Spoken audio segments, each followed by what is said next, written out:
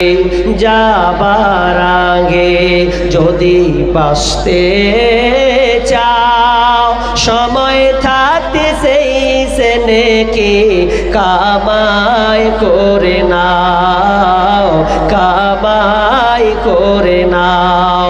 মরার আগে যাবার আগে যদি বাঁচতে চাও, সময় থাকতে সেই সে নেকি কামাই করে নাও, কামাই করে নাও। আল্লাহর আদেশ নিষেধ মতো জীবন চালাও অবিরত, আল্লাহর আদেশ নিষেধ মতো জীবন চালাও অবিরত। ছেলে মেয়ে সন্তানেরই ইমানদার বানাও, সময় থাকতে সেই সে নেকি কামাই করে নাও, কামাই করে নাও। মরার আগে যাবার আগে যদি বাঁচতে চাও, সময় থাকতে সেই সে নেকি কামাই করে নাও, কামাই করে নাও।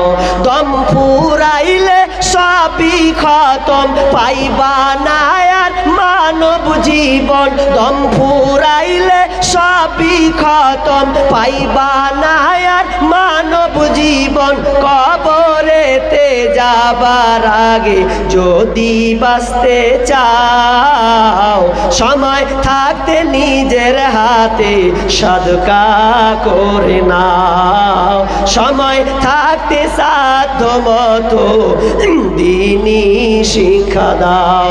হায়রে মানুষ। বিসমিল্লাহির রহমানির রহিম। ইন্নাল্লাহা লা ইউগাইয়িরু মা বিকওমিন হাত্তা ইউগাইয়িরু মা বিআনফুসিহিম। আল্লাহ সুবহানাহু ওয়া তাআলা মেসেজ দিয়েছেন, বার্তা দিয়েছেন পৃথিবীর মানুষ, শোনো শোনো। ইন্নাল্লাহা লা ইউগাইয়িরু মা বিকওমিন হাত্তা, আল্লাহ বলছেন আমি অতক্ষণ পর্যন্ত ওই কওমের অবস্থা, ওই দলের অবস্থা পরিবর্তন করি না, হাত্তা যতক্ষণ না তারা নিজের অবস্থানকে পরিবর্তন করে, যতক্ষণ পর্যন্ত তারা নিজের অবস্থান পরিবর্তন না করবে, ততক্ষণ পর্যন্ত আল্লাহ তাদের অবস্থান পরিবর্তন করবে না। কথাটা একটুকু এখানে পেন্ডিংয়ে রাখেন, আমি একটা ধারাবাহিকের সঙ্গে যাচ্ছি। আপনি আল্লাহকে যেমন দেবেন, আল্লাহ আপনাকে তেমন দিবেন। আল্লাহকে যেমন মাল দেবেন, আল্লাহ আপনাকে ওইরকম মাল ঢেলে দেবেন। কিন্তু আল্লাহকে যদি না দেন, আপনি যেমন বা খারাপ ব্যবহার করবেন, আল্লাহ আপনার সঙ্গে খারাপ আচরণ করবেন। কিন্তু আচরণটা প্রথমে আল্লাহ বলছেন মহাব্বতের খাতিরে করে দেব, যাতে তুই বান্দা ফিরে আসিস। ওই আয়াতটা মিডিলে গিয়ে বলবো। তাহলে আল্লাহকে আপনি যেমন দেবেন তেমন আল্লাহ দেবে। হ্যাঁ গো, পৃথিবীতে সারা পৃথিবীতে মুসলমান বাস করছে, সব দেশে মুসলিম বাস করছে, শুধু ভারতবর্ষ বলে নয়, প্রত্যেক জায়গাতে মুসলমান মার খাচ্ছে না? মার খাচ্ছে তো, প্রত্যেকটা দেশে মুসলিম। অথচ 200 কোটি মুসলমান, বেসরকারি অনুযায়ী 350 কোটি আছে মুসলমান। তো এতগুলো মুসলমান থাকার পরেও মুসলমান লাত খায়, মার খায়, পদতলিত, লাঞ্ছিত। কেন? কেন? এখন বর্তমান প্রেক্ষাপটে দল রাজনীতি যতগুলো হচ্ছে আপনি দেখেন, Congress, CPM, Trinamool, RSP, RSS, SDPI বলেন, এমআইএম যতই বলেন, যতগুলো সংগঠন আছে, এই সংগঠন এমন ভাগ হয়েছে, মুসলমানদের যত 54% হোক আর ওরা 60% হোক, ওরা আবার বিভিন্ন দলে ভাগ হয়ে গেছে। আর এই দিকে বেদুইনরা সুযোগ নিচ্ছে, আর আমরা দিন থেকে বঞ্চিত হয়েছি। আল্লাহ বলছেন লাত তোরাই খাবি। তোদেরকে মারবে, কাটবে, কচুকাচা করবে, এটা আমার দেখা নাই। কেন? কারণ আল্লাহর সঙ্গে যেমন মহব্বত থাকার দরকার ছিল ওই মহব্বতটুকু আমাদের নাই। কেমন নাই? আল্লাহর সঙ্গে মহব্বত হওয়ার দরকার ছিল। একজন লোক বলছে, আহারে পৃথিবীতে মুসলমানদেরকে এত মারা মারছে, আল্লাহ কি করছে? আল্লাহ কি একটু মায়া লাগে না? আল্লাহর কি একটু দয়া হয় না? মুসলমানদেরকে শেষ করে দিছে। না বন্ধু, না না, এতে আল্লাহ দায়ী নয়, বরং আমরা মুসলমানরা দায়ী। আর মুসলমানদের কারণে মুসলমান তুমি নিজে বিপদ ডেকে নিয়ে এসেছ। ইব্রাহিম বিন আদহাম, আমরা আল্লাহর সঙ্গে কেমন সম্পর্ক থাকা দরকার সেই রকম সম্পর্ক আমাদের নাই। ইব্রাহিম বিন আদহাম তিনি মার্কেটে গেছেন, বাজারে গেছেন, তিনি আপনার কিনা একটা গোলাম খরিদ করার জন্যে। সেই সময় গোলাম বিক্রি করা হতো, ছেলে হারিয়ে গেলে তারা বিক্রি করা হতো, আপনার দিরহামে কিনা হতো। যখন বর্তমানে যেমন আজকে গরু ছাগল আপনার হাঁস মুরগি বিক্রি হয়, বিক্রি হয়, হাটও হয়। যখন আপনাদের বিকর হাটে আপনাদের দেখতে পাই মাশাআল্লাহ বড় একটা হাট, সেই রকমই হাট, ওই হাটে যেমন ছাগল বিক্রি হয় ঠিক তেমনি ভাবে ইব্রাহিম বিন আদহামের সময় আপনার মানুষ কেনা বেচা হতো। তো ইব্রাহিম বিন আদহাম তিনি একটা গোলাম নেওয়ার জন্য কিছু দিরহাম তিনি বাজারে নিয়ে গেলেন, তার একটা গোলাম দরকার। তো গোলামকে খরিদ করে নিলেন কিছুর বিনিময়ে, কিছু দিরহামের বিনিময়ে। ওই আপনার ইব্রাহিম বিন আদহাম ওই আপনার কিনা গোলামটাকে, ওই আপনার কৃতদাসটাকে বাড়ি নিয়ে চলে আসলেন। আসার পর এবার ওই কৃতদাসকে জিজ্ঞাসা করছে, এ গোলাম, তুমি হচ্ছ আজকে আমার গোলাম, আমি তোমাকে ক্রয় করে নিয়েছি, বলো তো গোলাম তুমি কি খাবে? গোলাম তখন বলছেন, জাহাপনা মালিক, আমি যা কি খাবো, আপনি আমাকে যা খাওয়াবেন ওটাই আমি খাবো। এবার ইব্রাহিম বিন আদহাম বলছেন, গোলাম বলো তুমি কি পোশাক পরতে চাও, কোনটা তুমি ভালোবাসো? গোলাম বলছে, মালিক যেটা আপনি পরাবেন ওটাই আমি পরব। এবার ইব্রাহিম বিন আদহাম বলছেন, গোলাম রে, আচ্ছা বলো বলো তোমার নাম কি বলো? এবার গোলাম বলছে, মালিক আমার আবার কি নাম হতে পারে? আপনি যেটা আমার নাম রেখে দেবেন ওটাই হবে আমার নাম, আমাকে যে নামে ডাকবেন ওটাই হবে আমার নাম। এবার বললাম, ইব্রাহিম বিন আদহাম বলছে, গোলাম ঠিক আছে মানলাম, এবার বলো তোমার কি আবদার আছে, তুমি কি কোনো দরখাস্ত দেবে বলো? আমার বাড়ির গার্জেন সবাই দরখাস্ত দিয়েছে, এটা লাগবে ওটা আনবে। আচ্ছা তুমি বলো তোমার কি কোনো অভিযোগ আছে, তোমার কি কোনো চাওয়া আছে? তখন ওই গোলাম বলছে, মালিক আমি আপনার গোলাম, আমি আপনার কৃতদাস, এই গোলামের আবার কি চাহাত, কি দরখাস্ত থাকতে পারে? আমার কোনো দরখাস্ত নাই, আপনি আমাকে যেমন করে চালাবে আমার কোনো দরখাস্ত নাই, আপনি যেটাই করবেন ওটাই আমার পথে ওইভাবে চলতে হবে।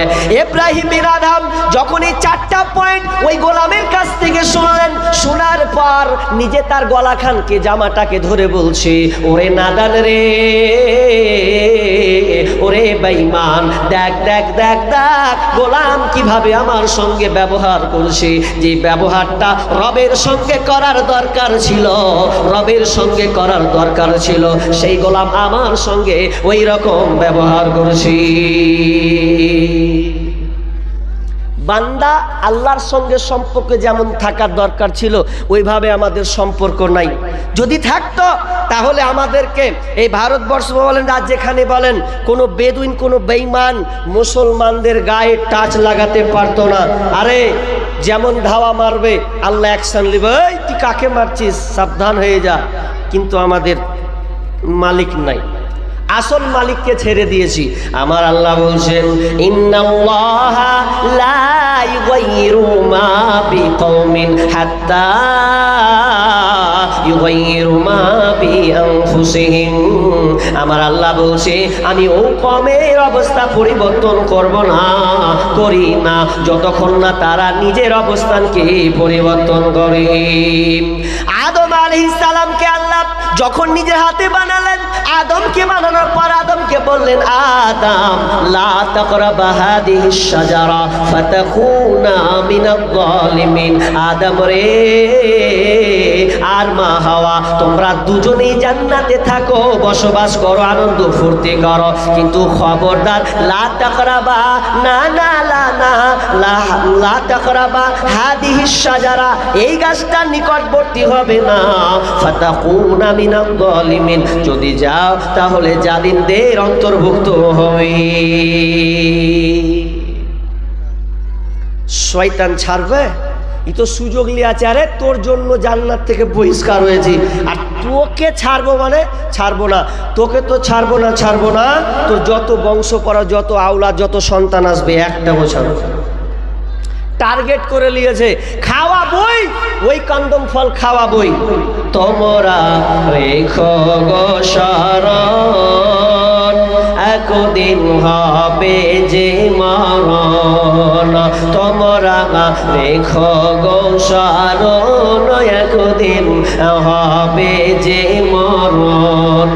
শয়তান তোমার শত্রু বাটে বলে আল কোরআন, তোমরা রেখো গো শরণ, একদিন হবে যে মরণ। প্রথম নবী জান্নাতে ছিলেন, সঙ্গিনী হাওয়াকে পেলেন। প্রথম নবী জান্নাতে ছিলেন, সঙ্গিনী হাওয়াকে পেলেন। চক্রান্ত করিয়া শয়তান খাওয়াইলো কান্দম, তোমরা রেখো গো শরণ, একদিন হবে যে মরণ। তোমরা রেখো গো শরণ, একদিন হবে যে মরণ। শয়তান ছাড়ল না, আদম হাওয়া মা হাওয়াকে দুজনকে ফল খাওয়ালো, আর যেমনই ফল খাওয়া তাদের শরীর থেকে জান্নাতি পোশাক খসে গেল। আর আল্লাহ তেমন করলো, এরে আমি তোদেরকে বলেছিলাম নিষেধ, তোরা পরিবর্তন করলি, আমার নিষেধকে আদেশে রূপান্তরিত করলি, তো আমিও আল্লাহ অ্যাকশন আপ নিলাম, আমিও পরিবর্তন করে দিলাম, আমিও আমার মানসিকতা চেঞ্জ করে দিলাম। তোরা যেমনই ভুল কাজ করেছিস, যেমন তোরা পরিবর্তন করলি, আমি আল্লাহ তোদেরকে জান্নাতে পাঠিয়ে দিলাম, জান্নাত থেকে বহিষ্কার করলাম, যা তোরা দুনিয়াতে গিয়ে থাক। আদম হাওয়া যেমন পরিবর্তন করলো, আল্লাহ পরিবর্তন করে দিল, তাহলে আর তোদের জান্নাতে থাকার কোনো অপশনই নাই। এখন যা দুনিয়াতে, পরে তখন দেখা যাবে দুনিয়াতে একদম নেকি উপার্জন করে আবার আসতে হবে। তাহলে আল্লাহ অ্যাকশন নেন না, যতক্ষণ পর্যন্ত আপনি স্বাভাবিক ভালো অবস্থায় থাকবেন, আল্লাহ আপনার উপরে সহানুভূতি থাকবেন। যেমন আপনি পাল্টে দিবেন, আল্লাহ বলবে আমার কিছু করা নাই। কিভাবে? সূরা কালাম 17 নম্বর আয়াতটা খুলে দেখেন, একটা ঘটনা আছে, তাফসীরটা খুলে নেন। ইন্না বালাউনাহুম কামা বালাউনা আসহাবাল জান্নাহ ইয আকসামু লা ইয়াসরিমুন্নাহা মুসবিহিন ওয়া লা ইস্তাসনুন ফাতাফা আলাইহা তাইফুম মির রাব্বিকা ওয়া হুম নাইমুন। কি আছে ওখানে? একটা ঘটনা আছে। ঘটনাটা কি একটু খুলে বলি, তারপরে তর্জমাটা করি। কি ঘটনা আছে গো? এই বানি ইসরাইলদেরই ঘটনা। ওটা কি আছে? 4 ভাই, বাপের কর্ম কেমন কত ভালো ছিল দেখেন। বাগানের মালিক, ফল ফ্রুট হতো, আম হতো, জাম হতো, আপনার কলা হতো, পেয়ারা হতো, ওগুলোকে ভাগ করতো, সকালে পারতো, গরিবদেরকে দুটো একটা করে করে করে করে দিয়ে দিত, বাকি যা থাকতো। এটা বাপের কত বৈশিষ্ট্য ভালো ছিল, গুণ। কিন্তু ছেলেরা মেনে নিতে পারেনি। বাপ এটা কাজ করছে, সবই যদি মিসকিনকে দিয়ে দিবে তো আমরা কি পাবো? তখন টার্গেট করলে যে কি করা যায়, বাপের সামনে তো বলা যাবে না। বাপ যখন দুনিয়া ছেড়ে চলে গেল, এবার 4 ভাই মজবুত একদম শুরু হয়ে গেল। যাক, বাপ চলে গেছে, এবার আমরা ফল ফ্রুট যা পারবো সব 4 ভাই ভাগ হবে, গরিবদের দেওয়া যাবে না। ছোট ভাই বলছে খুব বাড়াবাড়ি করিস না, আল্লাহর অ্যাকশন নেবে। কথা, ছোট আছি, ছোট থাক, দিয়ে দিচ্ছি, বেশিরভাগ চলে যাচ্ছে। যত মাল আছে আমরাই তো পাবো রে খাপা, 4 জন মিলে আমরা ভাগ করে নিব, কি গরিবকে দিতে যাব? আব্বা যেটা করেছে একেবারে ভুল করেছে, এটা কত কম চলছে। আর কি বলছে, এক কাজ কর, মিসকিনরা আসছে সকালে, তো তার আগেই সকালের আগে সব ফল ফ্রুট করে নিব রে, বাড়ি নিয়ে চলে আসবো, ঝামেলা শেষ। আল্লাহ সুবহানাহু ওয়া তাআলা আসমান থেকে দেখছেন, তুই যেমন তোর বাপের নিয়মটা পরিবর্তন করবি, আমি আল্লাহ দেখ কি করছি, তোদের অবস্থা আমি পরিবর্তন করব। আমার আল্লাহ বলছেন, ফাতাফা আলাইহা তাইফুম মির রাব্বিকা ওয়া হুম নাঈমুন, রবের পক্ষ থেকে, রবের আদেশ থেকে একটা অগ্নিশিখা আগুন এসে লাগলো, প্রদক্ষিণে একটি আগুন হাওয়া বয়ে এসে ওই বাগানটাকে আপনার পুড়ে ছারখার করে দেওয়া হলো। ওয়া হুম নাঈমুন, ওই সময় তারা ছিলেন ঘুমন্ত অবস্থায়, তারা কেউ জেগে ছিল না। আর তার আগে আল্লাহ যেমন ওরা সিদ্ধান্ত নিয়েছে বাপের সিদ্ধান্ত পরিবর্তন করতে চলেছে, তো আমার আল্লাহ ওটা পরিবর্তন করে দিলেন। না না না, তোদের আর সুযোগ দেওয়া হবে না। আল্লাহ সেটাকে পুড়িয়ে ছারখার করে দিলেন। ফাসবাহাত কাসসারিম, সেটা পুরো কালো বর্ণের নাই হয়ে গেছে, পুড়ে ছারখার হয়ে গেছে। এবার ওরা যখন সকালের আগে উঠতে যাবে, একজনকে বলা বলি করছে, চ ভাইয়েরা এখন সব সকাল হয়ে যাবে রে, তার আগে আমরা ফল ফ্রুটকে পেরে নিয়ে চলে আসবো। এখন যারা তখন বাড়ি থেকে আপনার ডালি, আপনার বস্তা, এগুলো নিয়ে বের হতে যাচ্ছে, হাঁটতে হাঁটতে হাঁটতে হাঁটতে রাস্তার খুঁজে পাই না, আরে কোথায় ভুল জায়গা নাকি চলে এলাম। ছোট ভাই বলছে, দেখ না না না, কোনো ভুল জায়গায় আসা হয়নি রে, আল্লাহ নারাজ হয়ে গেছে, আল্লাহ বাপের সিদ্ধান্ত তোমরা পরিবর্তন করেছো, ওই জন্য দেখো এটা হচ্ছে আব্বা আমাদের জমি, এটা হচ্ছে আমাদের জমি, এটা হলো আমাদের জমি। তারা বলছে না, অন্য জায়গায় এসেছে। পরে তারা ভেবে চিনতে ঘুরে ফিরে দেখছে না, এটাই আমাদের জমি। জমির অবস্থা আল্লাহ বলছেন পুড়ে ছারখার, কারো বন্যে নাই করে দিয়েছি, আমি পাল্টে উল্টে দিয়েছি, আগুন দিয়ে পুড়িয়ে ছারখার করে দিয়েছি। কেন কেন কেন? ওরা বাপের সিদ্ধান্তকে যেমন চেঞ্জ করেছে, আমি আল্লাহ চেঞ্জ করে দিয়েছি। আমার আল্লাহ ওটাই বলছেন, ইন্নাল্লাহ লা ইউগাইয়িরু মা বিকওমিন হাত্তা ইউগাইয়িরু মা বিআনফুসিহিম। আমার আল্লাহ বলছেন, আমি অতক্ষণ পর্যন্ত জাতির অবস্থা পরিবর্তন করি না যতক্ষণ না তারা নিজের অবস্থানকে পরিবর্তন করি। একটা বললাম, হাদিস পেছনে লম্বা পড়ে আছে, 2টা হাদিস, বড় বড় হাদিস আছে, এটা ঘন্টা ঘন্টা সময় লাগবে। এবার কথা হলো যে আমাদের উপরে এত আযাব, বিপর্যয়, এত হানাহানি, রোগ বালা মুসিবত, এগুলো আসার কারণ হচ্ছে আমাদের কারণে। এটা কিভাবে একটু বুঝাবো, তাহলে আপনারা বুঝতে পারবেন যে কেন আল্লাহ এই আযাবগুলো দিচ্ছেন। কাউকে দোষী করিয়েন না বাবজি, তৃণমূলকে টার্গেট করিয়েন না। তৃণমূল সারারা এসে আমরাকে এরকম করছে, রে হ্যাঁ তৃণমূল নয়, এটা করছে কে? এটা বিজেপিরা, যারা এরা চক্রান্ত করছে। চক্রান্ত এরা করছে, চক্রান্ত করে না। কি চক্রান্ত? আল্লাহ বলছেন, তোরাই লাত খাবি, তোরাই, তোদের কারণে। আজকে আদিনা মসজিদ গেল, বাবরি মসজিদ হাওয়া। যদিও বাবরি মসজিদ গবেষণা করেছেন, আনজাতে কথা বলবেন না, বাবরি মসজিদ কিন্তু ভাঙা হয়নি, সাইডে কিন্তু মন্দির তৈরি হয়েছে। বাবরি মসজিদ বাবরি জায়গাতে আছে। তাহলে এত লাফালাফি, মারামারি, কুদাকুদি হলো কেন? এটা ইস্যু, রাজনৈতিক ইস্যু। এতে মুসলিমদেরকে এতে কচু কাটা করার জন্য তারা একটা প্ল্যান করেছে। যেমন আপনার পাশে মালদার আদিনা মসজিদকে নিয়ে একটা পাইতারা শুরু করেছিল, কিন্তু ঠান্ডা হয়ে গেছে। কিন্তু হবে, এগুলো আমাদের কারণে, এগুলো কারো দোষ আপনি দিয়েন না। উত্তরপ্রদেশ থেকে এসে এখানে মন্ত্র মারা শুরু করলো, পূজা করা শুরু করলো। কেন কেন? বেশি রাজনৈতিক দলকে দোষ দিন না। আপনারা বলেন তো, আপনারা এখানে যতটি মুসলিম আছেন, আপনারা বলেন কে সিপিএম আর কংগ্রেস আর তৃণমূলে আছেন, দেখেন ভাগ হয়ে যাবে। এমনও আছে 2 ভাই, একটা তৃণমূল একটা কংগ্রেস করছে। আমি দল করতে নিষেধ করবো না, ওই ফতোয়া আমি দিতে যাব না। তবে আমি যেটা বুঝতে চাচ্ছি, আপনি বাড়ির পরিবার 2 ভাই, একজন সিপিএম চলে গেল, একজন কংগ্রেস চলে গেল, মাথা ফাটাফাটি হলো কেন? বিপদটা কে ডেকে নিয়ে আসছে? ওই জন্য আমার আল্লাহ বলছেন জাহারাল ফাসাদু ফিল বাররি ওয়াল বাহরি বিমা কাসাবাত আইদিন নাস লিয়ুযীকাহুম বা'দাল্লাযী আমিলু লাআল্লাহুম ইয়ারজিউন। আল্লাহ বলছেন জলে স্থলে যত তোমরা বিপর্যয়, যত তোমরা হানাহানি মারামারি কাটাকাটি দাঙ্গা ফাসাদ যতগুলো তুমি দেখতে পাচ্ছ, এগুলো তোমাদের হাতের কামাই, তোমাদের কারণে এই বিপর্যয়গুলো নেমে এসেছে।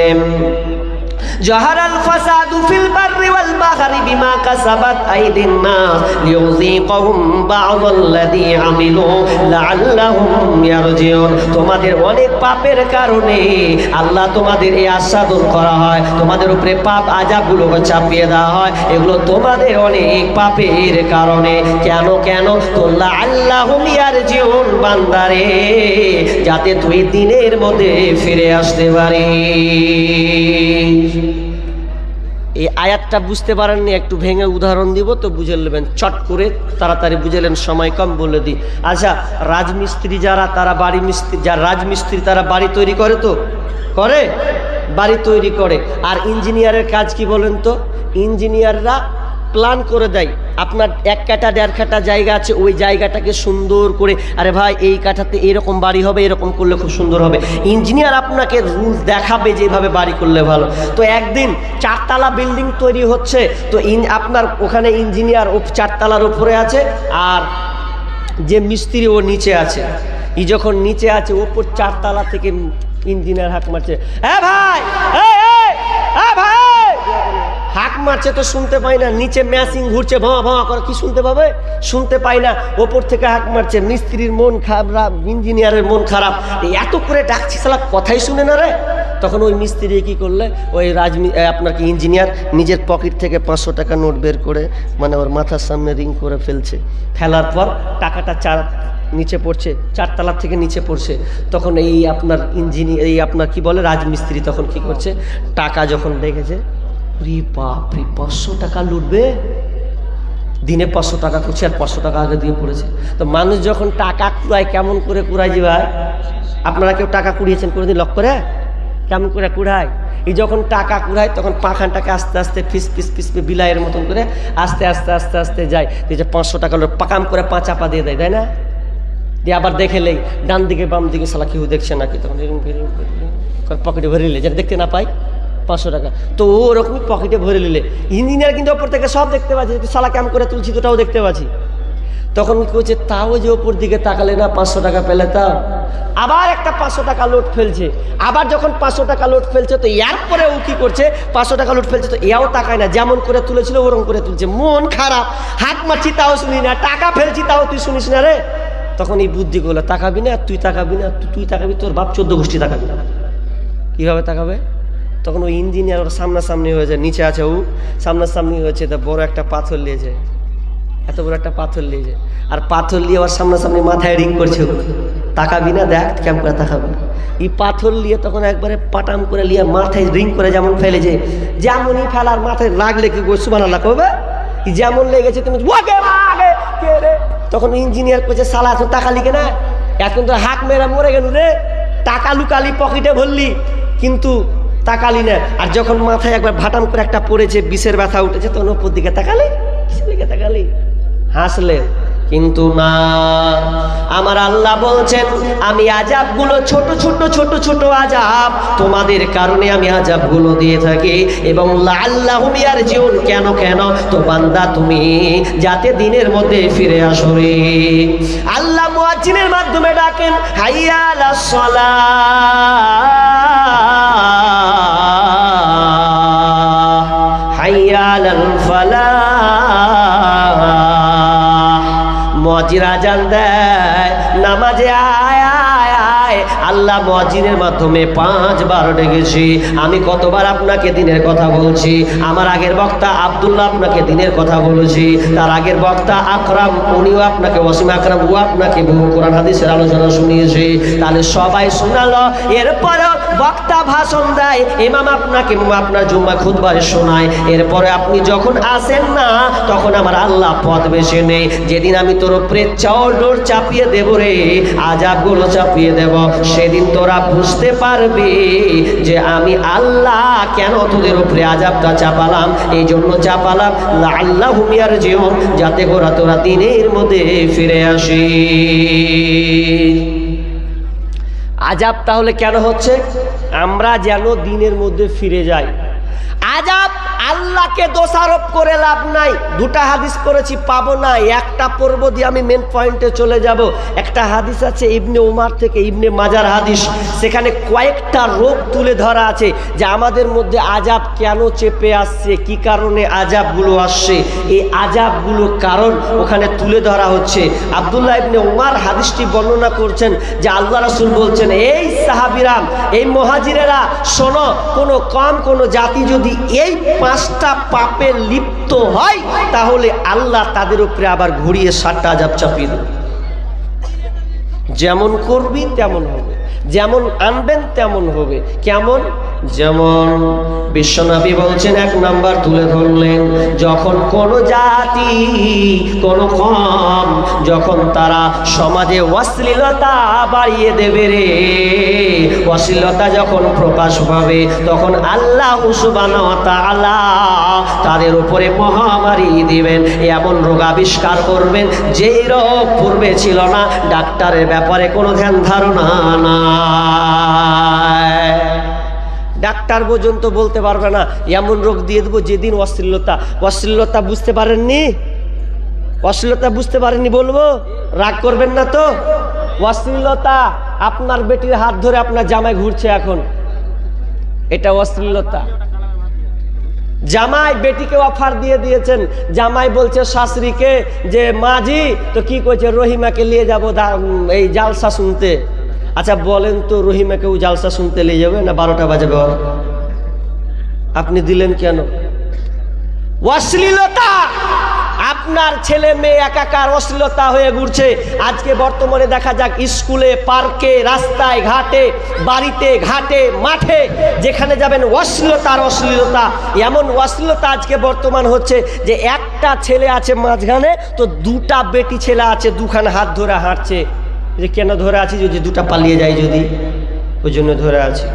এই 2টাকে কষ্ট করে জড়ো করেছি আমি, ওই জন্য হাত দুখান ঝুলিয়ে ঝুলিয়ে আমি নিয়ে যাচ্ছি। আরে এদিকে বাপ তাহাজ্জুদের নামাজ পড়ছে, ও তাহাজ্জুদ বলছে রব্বানা জালামনা, আর এদিকে বেটিতেও ঘুরছে, ছোটো গড়িতে ঘুরছেও, আর এদিকেও রব্বানা জালামনা পড়ছে। বেটির কোনো খবর নাই, অশ্লীলতা প্রকাশ করে দিয়েছেন। এই দুয়ার ঝাঁটা, আপনি তাহাজ্জুদের সালাত পড়বেন আর আপনার বেটি বরখা পরে দিয়ে অন্য পরপুরুষের সঙ্গে খোলা মেটাই ঘুরবে, আর আপনি বলছেন যে আমি জান্নাত নিয়ে নেব। অশ্লীলতা দূর করুন, এটা হচ্ছে অশ্লীলতা। আর আজকের বর্তমানে অশ্লীলতা তো আবার বলতে হয় যে ছেলে কোনটা ছেলে আর কোনটা মেয়ে বোঝা যায় না। ডুবলো হাদিসে পাক কোরআন, আজ কেন ঘুমাও মুসলমান, ডুবলো হাদিসে পাক কোরআন, আজ কেন ঘুমাও মুসলমান। পুরুষ হতে চাই নারী জাতি, নারী চাই আবার পুরুষ জাতি, পুরুষ হতে চাই নারী জাতি, নারী হতে চাই পুরুষ জাতি, কে বা পুরুষ কে বা নারী না করা যায় অনুমান। আজ কেন ঘুমাও মুসলমান, আজ কেন ঘুমাও মুসলমান, ডুবলো হাদিসে পাক কোরআন, আজ কেন ঘুমাও মুসলমান। আজকে মুসলমান ঘুমন্ত হয়ে গেছে। অশ্লীলতা যেমনই বাড়বে আল্লাহ তাআলা আসমান থেকে আযাব পাঠাবে রে। এই আযাবটা কারো নাই, নয়, তুমি দুনিয়াতে বলছো যে আমি দুনিয়ার মালিক, প্রধানমন্ত্রী, রাষ্ট্রপতি, আমি গ্রামের মেম্বার, দেখে নেব গ্রামকে কিভাবে চালাতে হয়। আল্লাহ বলছেন চালা চালা, ওপর থেকে চালিয়ে দেব রে, সেদিন তুই বুঝতে পারবি তোর গুন্ডামিটা, তোর আপনার বাহাদুরিটা ছুটিয়ে দেব। যেমন একটা চিল, একটা ছোট্ট একটা গল্প পড়েছিলাম, বানর আপনার বাঘকে বলছে, হে বাঘ তুই তো জঙ্গলের রাজা, তো আমার একটা কাজ করে দে। কি কাজ? আমার এই বাচ্চাগুলো আছে রাজা, আমি তোমাকে দিলাম, আমি একটু কাজে গেলাম, আমি আসবো, আমার এই বানর বাচ্চাগুলোকে নিয়ে নেব। এবার আসার পর বলছে রাজা মশাই আমার বাচ্চাকে ফিরিয়ে দেন। তো এবার যখন বলছে রাজা কোল বলছে আর উপায় নাই, তোমার বাচ্চাকে চিলে নিয়ে চলে গেছি, কারণ একটা চিলের ওজন হচ্ছে 30 থেকে 35 কিলো, আর এ বাঁচে কতদিন? তো এর আয়ু হচ্ছে 15 বছর, 20 বছর, 30 বছর পর্যন্ত একটা চিল বাঁচে। আর কাক বাঁচে তো আপনার কিনা 1 থেকে 1.5 বছর, আর ওর ওজন হচ্ছে 1 থেকে 1.5 কিলো, এর বেশি নয়। তো একটা চিল কত শক্তিশালী, দুনিয়া থেকে নিয়ে চলে গেছে। বানর বলছে আপনি বনের রাজা, কেন চিল নিয়ে যাবে বলো? রাজা বলছে আমি দুনিয়ার মালিক রে, আমি জঙ্গলের মালিক, কিন্তু আমি আসমানের মালিক নয়। তোর আসমান থেকে চিল তোর বাচ্চাকে নিয়ে চলে গেছে। বাহাদুরি গরম করে লাভ হবে না, অশ্লীলতা বন্ধ করুন। আজকে তো আবার ফ্লগ কি বলছে, একটা ব্লগ না কি বলছে, একটা অ্যাপ বের করছে এখন। তো স্বামী স্ত্রী বিয়ে করার পর বলছে হ্যাঁ গো আমরা একটা সিদ্ধান্ত নিয়েছি। কি সিদ্ধান্ত জানো? বলছে তুমি আমি বিয়ে যখন করে নিও না, তখন একটা ইউটিউব চ্যানেল খুলবো, পেজ খুলবো, একটা পেজ। কি পেজ খুলবে? তো পেজ যখন খুলবো, তুমি ঘুমাবে তখন আমি ভিডিও করে করে ছাড়বো, তুমি যেমন খাবা ওই রকম ভিডিও করে ছাড়বো। আছে না নাই?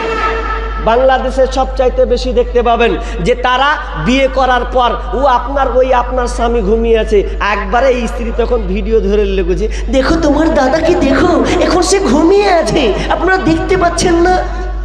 এই দেখছে। আর এটা নিয়ে তারা কি করছেন? সোশ্যাল মিডিয়াতে ইনকাম করছে। বেহায়া নির্লজ্জতা দিন দিন বাড়তে চলেছে, কোনো জায়গায় পড়ুয়া করা জানে না। অশ্লীলতা থামান, বন্ধ করুন। এই অশ্লীলতা হওয়ার কারণে আজকে সমাজ ক্যান্সারে পরিণত হয়েছে। আমি আবার লাইনের দিকে ঢুকে যাচ্ছি, আদায়ের দিকে ঢুকবো। তবে কথা হচ্ছে টাকা কত প্রয়োজনীয় জিনিস। টাকা দেখেন, দুনিয়া চলে টাকার বিনিময়ে, কিন্তু আখেরাত চলে টাকা নয় আমলের বিনিময়ে। তবে টাকাটা দুনিয়াতে আপনাকে আমলে পরিণত করতে হবে। যদি মনে করেন যে আমি কবরে যখন মরে যাব, বেটারে 1 লাখ টাকা আমার কবরে রেখে দিস তো, আচ্ছা কাজ হবে? কাজ হবে না, কারণ ওখানে টাকা চলবে না, ওখানে আপনার আমল চলবে। আমল যদি আপনি আমল করতে পারেন তাহলে আপনি বাঁচবেন, নচেত বাঁচবে না। আর দুনিয়া মানে টাকা দরকার, দুনিয়া মানে টাকা। যেই টাকা আছে সেই ভালো, যার টাকা নেই তার কোনো মূল্য নাই। মূল্য আছে আপনারা বলেন? মূল্য নাই, মায়ের কাছেও না, বাপের কাছে নাই। হ্যাঁ, ওরে টাকা তুমি জ্বালায়া গেলা, সংসারে আগুন নিভায়া গেলা না। টাকা সংসারকে এমন এলোমেলো করে দিয়েছে। ওরে টাকা তুমি জ্বালায়া গেলা, সংসারে আগুন নিভায়া গেলা না। টাকা পয়সা বেশি যদি করতে পারো কামায়, শ্বশুর শাশুড়ির কাছে ভালো তুমি জামাই। টাকা পয়সা বেশি হলে শুধু দিয়ে যায়, শ্বশুর শাশুড়ির কাছে ভালো ধুলা ভাই। টাকা পয়সা কামাই করে সামনে দিবে ঢেলে, পিতা মাতার কাছে তুমি খুবই ভালো ছেলে। টাকা পয়সা দিবে তুমি গহনাটা দামি, নিজের বউয়ের কাছে তুমি ভালো একটা স্বামী। টাকা পয়সা কামাই করে শুধু দিয়ে যায়, হিসাব নিকাশ নাই। ভাই বোনের কাছে তুমি ভালো একটা ভাই। টাকা পয়সা দিবে শুধু, নাই কোনো চাপ, ছেলে মেয়ের কাছে তুমি খুবই ভালো বাপ। টাকা পয়সা কামাই করে কিনে দিবে জামা, মামা ভাগ্নির কাছে তুমি ভালো প্রিয় মামা। টাকা পয়সা কামা করে হিসাব নাই এক বিন্দু, বন্ধু বান্ধবের কাছে তুমি ভালো বন্ধু। টাকা পয়সা কামাই করে দিবে ডজন ডজন, আত্মীয় স্বজনের কাছে তুমি ভালো স্বজন। আরে টাকা কামাও, টাকা করো, টাকা কামাই, টাকা করো, টাকা ইনকাম করো। টাকার মূল্য বুঝেছি ভাই যখন হয়েছি বড়। টাকা পয়সা যার কাছে নাই সে মূল্য নাই। সময় মুখখানা তার দেখবে তুমি কালো হবে ভাই। ওরে টাকা পয়সা জ্বালায়া গেলা তুমি নিভায়া গেলা না, ওরে টাকা তুমি জ্বালায়া গেলা সংসারে আগুন নিভায়া গেলা না। কথা ঠিক না? ঠিক তো? বাস্তব। আপনার কাছে টাকা আছে তো ছেলে বলবে আয় বেটা দুটা খা, চারটা বেটা আছে একটা যদি ভালো করে কাজ করতে পারে ওরই নাম বলবে আব্দুল্লাহ, আব্দুল্লাহ আয় বস বেটা বস। আর যদি কমে যায় মালতে বলে ফট এই বেটা ভালো নয়। স্ত্রীকে যদি আপনি না দিতে পারেন মুখখানকে একবার চুচুহরির মতন একদম পাউরুটির মতন ফুলে থাকবে, কিছু করার নাই, ও আপনাকে সাপোর্ট করবে না যত স্ত্রী হোক। ছেলে মেয়ে বলবে যে আমাকে টাকা দেয় না কেন, আপনার মামা ভাগ্নি চেয়ে থাকবে মামা আমাকে জামা দেয় না কেন। অবস্থা করুন ঠিক তেমনি টাকা, টাকা ছাড়া যেমন দুনিয়া চলা যায় না, তেমন আখেরাত গেলে ওখানে আমল ছাড়া আপনি চলতে পারবেন না।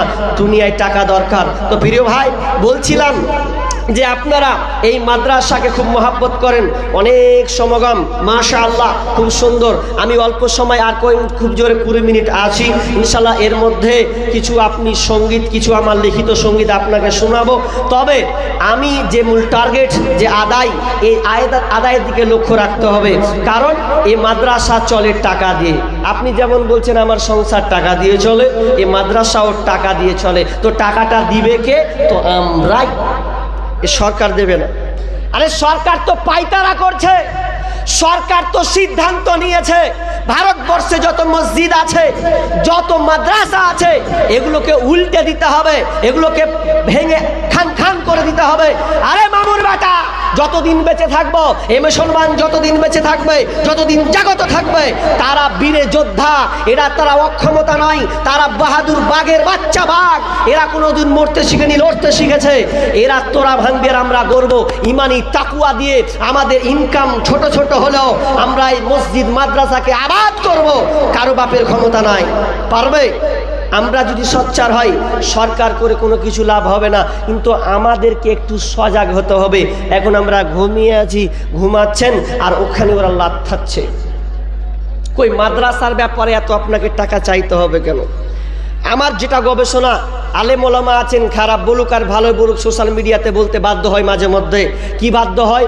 এতগুলো আপনাদের সমাগম আলোচনা, অথচ পৃথিবীতে যত ধর্ম 4300টি ধর্মের অধিক বেশি আছে, এতগুলো ধর্ম, এরপরে আপনি দেখতে পাবেন না যে আমরা যেভাবে আদায় কালেকশন করি সোশ্যাল দে দে বাপ দে দে দে দে করে, কিন্তু ওদের আপনি পাবেন না। কারণ ওরা ধর্মকে এতটা বিশ্বাস করে, অন্ধভক্ত ওরা, যে যা চাই তাই তারা দিয়ে দেয়, এজন্য তারা আগিয়ে আছে।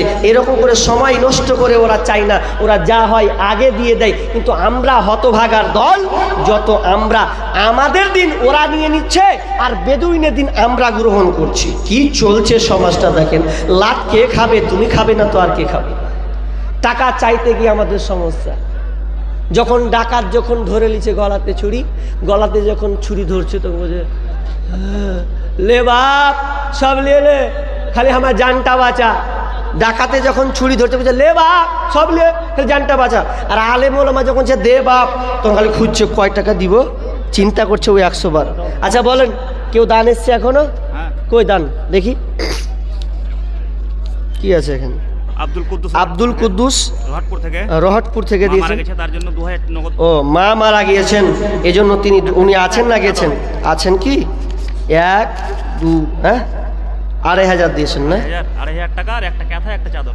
ও একটা ক্যাথা তার সাথে একটা চাদর দিয়েছেন। আল্লাহ রহতপুর থেকে আব্দুল কুদ্দুস, তিনি মায়ের জন্য দোয়া চেয়েছেন, ইনশাআল্লাহ দোয়া করে দেব। তবে আমার আবদার থাকবে, আপনারা এখানে এতটা লোক আছেন, আল্লাহর হস্তে 20,000 একটা পার্টি অন্তত শুরুয়াত হোক, আর একজন 10,000, একটা 20,000 আর একটা 10,000 প্রথম দিয়ে শুরুয়াত। কি ভাই? দাদু দাদির জন্য 500 টাকা, দাদু দাদির জন্য। আর তোমার নানা নানির লেগে দেবে না? খালি দাদু দাদির লেগে কেন? নানা নানি রাগ করেছিল নাকি? রাগ করে আছো, ওদের জন্য কিছু বের করো, 100-200 টাকা। ও নেই? ফোন পেও নেই? এত ফোন পের যুগ চলছে গো, নেই বললে হবে। ফোন পেতে সব টাকা ভরে রাখছে। যদি টাকা নেই ভাই, কিন্তু টাকার মাল কিন্তু ফোন পেতে আছে। এখন পকেটে মানি অত থাকে না, কিন্তু এখন ফোন পে হয়ে গেছে।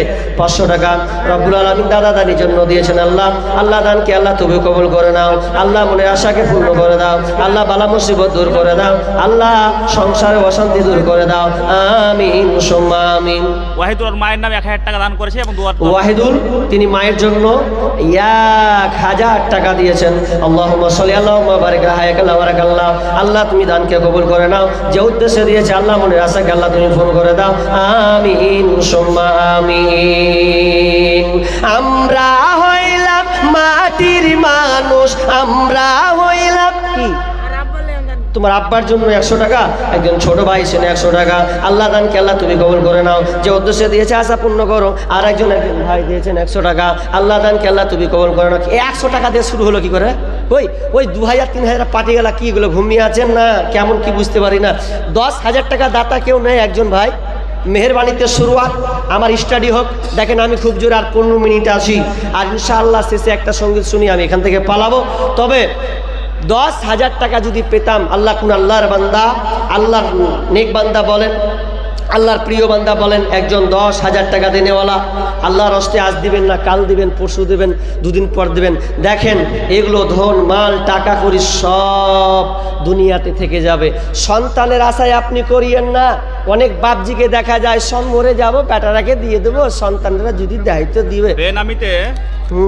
বেনামিতে দাতা 100 ব্যাগ সিমেন্ট, নাম বলেনি, মোবাইল নাম্বার লিখে দিয়েছে। আচ্ছা আচ্ছা, সিমেন্ট দিয়েছেন 100 ব্যাগ দিয়েছেন, মোবাইল নাম্বারটা দিয়েছেন এখানে। যাক মাশাআল্লাহ, তিনি মোবাইল নম্বর দিয়েছেন, নাম জানাননি, কিন্তু আল্লাহ হচ্ছেন অন্তর্যামী। তিনি 100 ব্যাগ দিয়েছে। লিল্লাহি তাকবীর। কি হলো জি ভাই, রেগে টেগে আছেন নাকি? স্লোগানটা হবে না কেন? তৃণমূল পার্টি লয় তো, থামা যায় না। বিড়ি সিগারেট টান ছাড় স্লোগান মারছে, কিন্তু এগুলোর ব্যাপারে আল্লাহর জন্য বলছে লাটকে খাবে মুসলমান, কিছু করার নাই। আর একজন দিয়েছেন 500 টাকা। আল্লাহুম্মা সাল্লি আল্লাহুম্মা বারিক আলা হায়াকাল্লাহ বারাকাল্লাহ। আল্লাহ তুমি দানকে কবুল করে নাও। আল্লাহ যে উদ্দেশ্যে আশা পূর্ণ করে দাও। আমিন সুম্মা আমিন। আসিফ আসমাত কত? 500 টাকা। কোথায় বাড়ি তোমার ভাই? এখানে বাড়ি। 500 টাকা আর 500 টাকা হবে না? আছে কি নেই? নেই। 100 টাকাও নেই। হ্যাঁ, কেমন হলো যদি হতো 500 টাকা। যাক আগলা কি তোমার নানার জন্যে 500 টাকা। আল্লাহুম্মা সাল্লি আল্লাহুম্মা বারিক আলাইহি। আর একজন ভাই দিয়েছেন 100 টাকা। আল্লাহুম্মা সাল্লি আল্লাহুম্মা হায়াকাল্লাহ বারাকাল্লাহ। 100-200 করে শুরু করবো নাকি সব ত্যাগ করতে গেলাম, অনেকটি হয়ে যাবে তো। হায়াকাল্লাহ বারাকাল্লাহ। আল্লাহ তুমি দানকে কবুল করে নাও। আমিন সুম্মা আমিন। মানুষ কই যায় রে দুনিয়া ছাড়িয়া। কোথায়? ও লাল মোহাম্মদ, তিনি কত? 500 টাকা। দক্ষিণ মোহাম্মদপুর। ও আচ্ছা আচ্ছা, দক্ষিণ মোহাম্মদপুর এখানে আছে। তো 500 টাকা দিয়েছেন রব্বুল আলামিন। আল্লাহ দানকে আল্লাহ তুমি কবুল করে নাও। আল্লাহ যে উদ্দেশ্যে দিয়েছে আল্লাহ তুমি জানো, আমি জানি না, না সব পূর্ণ করে দাও। লোকমান হাকিম রহাটপুর গ্রামের, রহাটপুর গ্রাম। আচ্ছা মাশাআল্লাহ। ডান পাশে বসায় 10,000 টাকা ই করেছে, দিয়েছে আর কি। কই কই এই দিন একটু হাতটা মুছে করে 10,000 টাকা। 10,000 টাকা তো খুব কম হয়ে গেল না? খুব কম হয়েছে। কম তো। একজন বিএসএফ চাকরি মানে মাশাআল্লাহ, আল্লাহ শুকরিয়া, আল্লাহ ভালো রাখুক, সুখে রাখুক। তো 10,000 তো নিম্ন আপনার কাছ থেকে, তো একটু বাড়ানো যায় না? একটু দাঁড়ান বাড়ানো যায় না? 50 হবে না? কত হবে না? আচ্ছা হোক 25 হোক, তাহলে অর্ধেক হয়ে যায় ইনশাল্লাহ। নারায়ে তাকবীর, আল্লাহু আকবার। ভাই এত রেগে আছেন, মনে নাম নেবে না, সবটি ফিরবে আমাকে। স্লোগানই মারে না তো, একটু উৎসাহ দেন রে ভাই। তো একজন কত দিয়েছেন? তিনি কি নাম? লোকমান হাকিম। এই যে আমার ডান দিকে বসে আছেন উনি, তিনি 25,000 টাকা এই মাদ্রাসায় দিয়ে দেবেন ইনশাআল্লাহ। আল্লাহ তুমি দানকে কবুল করে নাও। আর একজন দিয়েছেন 500 টাকা। আল্লাহ মাসাদুর, ডোমকল থানা থেকে। মাশাআল্লাহ, ডোমকল তার মানে মুর্শিদাবাদ নাকি? দাদু দাদির জন্য দিয়েছেন 500 টাকা।